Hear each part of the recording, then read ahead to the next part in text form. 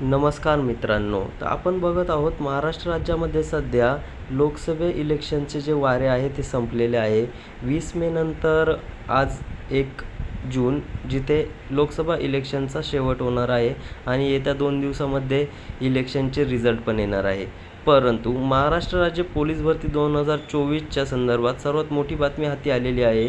ती म्हणजे 20 मे नंतर गृह खात्याने जे प्रयत्न करून पोलीस भरतीसाठी वयोमर्यादा वाढवणे, 100% पोलीस भरती करणे, त्याचबरोबर पोलीस भरतीसाठी असलेल्या मैदानी आणि लेखी परीक्षेच्या तारखा डिक्लेअर करणे, अजूनही कुठली निर्णय घेतलेला नाही आहे.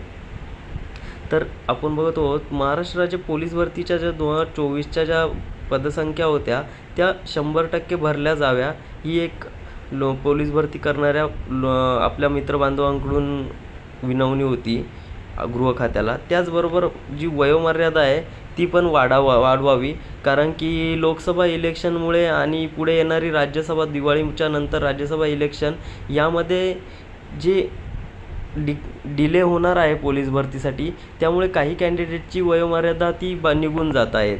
त्यामुळे त्यांची वयोमर्यादा त्यांना वाढवून मिळावी हे त्यांचं म्हणणं आहे. त्याचबरोबर आपले जे मित्रबांधव पोलीस भरतीसाठी खूप अतोनात प्रयत्न करत आहे दिवसरात्र, त्यांना काही एक दिशादर्शक, मार्गदर्शक असं गृह खात्याकडून किंवा मंडळाकडून जे पोलीस भरतीचं सर्व नियोजन करणार आहे त्यांच्याकडून तात्पुरतं लवकरात लवकर देण्यात यावं, हे पण अपेक्षित आहेत. महाराष्ट्र सरकार गृह विभाग हे तात्पुरते आणि पूर्णतः बघितले तर लास्टचे 2-3 महिन्यापासून जे PSI भरती झाली त्याचे जे कॅन्डिडेट्स होते ते ट्रेनिंगमध्ये होते, ते पण सर्व, किंवा जे मागचे पुढचे जे पण कॅन्डिडेट्स आहे पोलीस भरती, आपली पोलीस बांधव जे सेवेत आहेत, ते सर्व लोकसभेच्या फेज इलेक्शनमध्ये बिझी होते. परंतु आता ते सर्व आज उद्या 2 दिवसामध्ये सर्व खाली होईल.